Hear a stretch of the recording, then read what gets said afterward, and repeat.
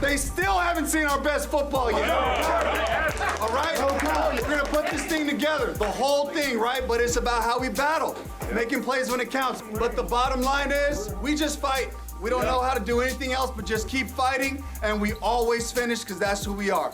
Beautiful day. Let's go. Bye week. Hey, man, way to fight and be resilient. We got the bye week finally, and then y'all get back here, man. We got to get ready to go to work. We got to go get it now. Hey, Family Hill 3, 1, 2, 3.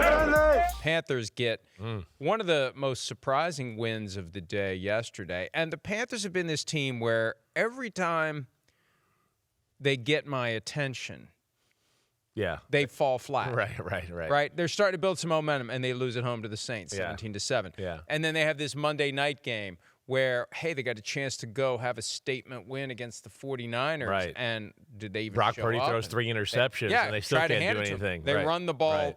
11 times, I think, with their tailbacks. They didn't do that yesterday, and it's one of the reasons why they won the game. But they pull off the 31-28 victory over the Rams, who were widely regarded, generally accepted, best team in the NFL.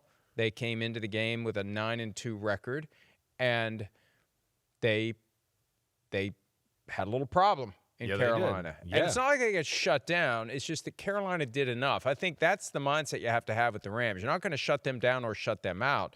They're going to score their points. Puka Nacua is going to make his catches. Devontae Adams is going to score his touchdowns.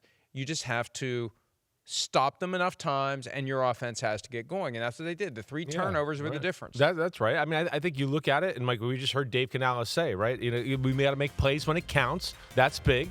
Okay, but yeah, when you're a team that's on the road and you throw an interception as you're going in to score, and you throw another interception with a pick six, and then you get strip sacked and fumble on the way in to score again, I don't care who you're playing. You could be playing, the worst team in the history of the NFL, and the game's going to be close when it comes to that right there, Mike. So, yes, I mean, the Rams, there was a lot of good, especially on the offensive side of the ball. They were unstoppable all day yesterday on the offensive side of the ball.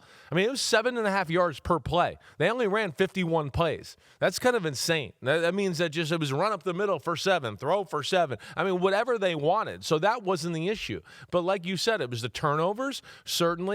I think it was the fact that the Rams never quite got the game on their terms because of the turnovers. The Rams want to get you down by a score or two. Then unleash the defense. And then unleash our we have a fast front four that can be creative and go all over the place, and now we kind of make you pass-centric, right? And force you into that mold, and they get you in the game they want to get you. Kind of what the Cowboys do. I hear you. You're right. A little bit. They're just a better version of it. But I hear you. Exactly right. So here's this case where the Rams, because of the turnovers, they kind of had to play catch-up all game. And because of that, Carolina got to stay with their bread and butter. And their bread and butter, and when they look the best, is when they run the ball. They have a big, overpowering offensive line, and then they just ask, hey, Bryce Young, make a smattering of plays instead of carry the team like he might have needed to do last week, where I'm not sure he's capable of doing that yet.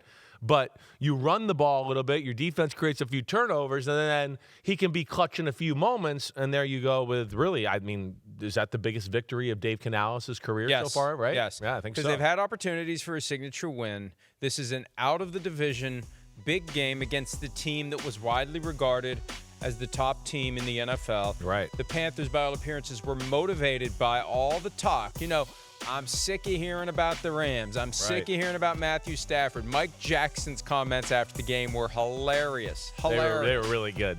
And Mike Jackson had that pick six, and that was the first moment that we were like, something can happen here. Panthers didn't get the memo that they're supposed to play the role of the Washington Generals to the Harlem Globetrotters of the NFL right now and let Matthew Stafford do the no-look passes and create some highlights and let them get up to what would have been 10-2. Yeah.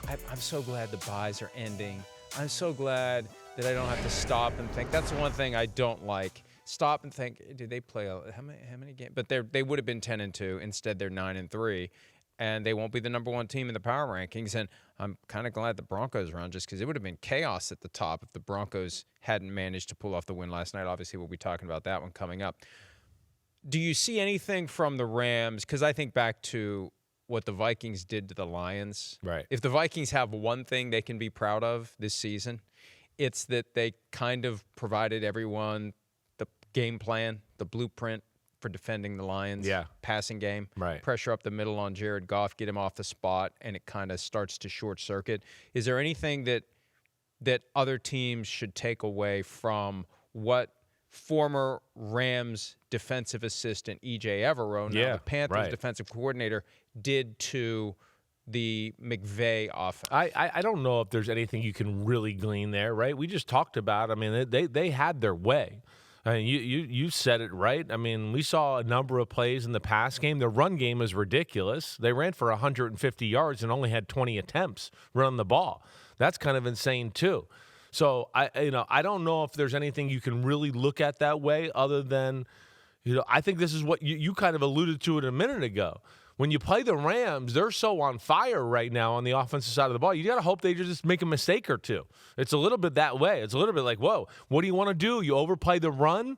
They'll dice you up in the pass game with McVay and Stafford and Puka and everybody there and Devontae Adams. But you overplay, we got to double Puka and we got to try to stop Devontae in the intermediate pass game. We know they can run the ball. So, no, I don't know if there's anything I look at there. I think the big thing is just that they were able to keep the game close and within that, allowed them to run the football. And then, I mean, if you don't mind, guys, go back and show that Carolina little packet we just showed of Bryce Young. I mean, Bryce Young, and we talk about this every week. I mean, and we got a lot of teams like this where it's not always about being your best all game long. It's just being at your best in the biggest moments and the gotta-have-it moments. Here you see the big scramble, right? He threw the ball well in the rain. I think that was big. But when you convert a 4th and 3 for a touchdown, and then here's another 4th and 4 or 4th and 5 for another touchdown and a gotta-have-it moment. Yeah, and you combine that with all the turnovers we talked about with the Rams and the fact that Carolina could run the ball and control the clock a little bit.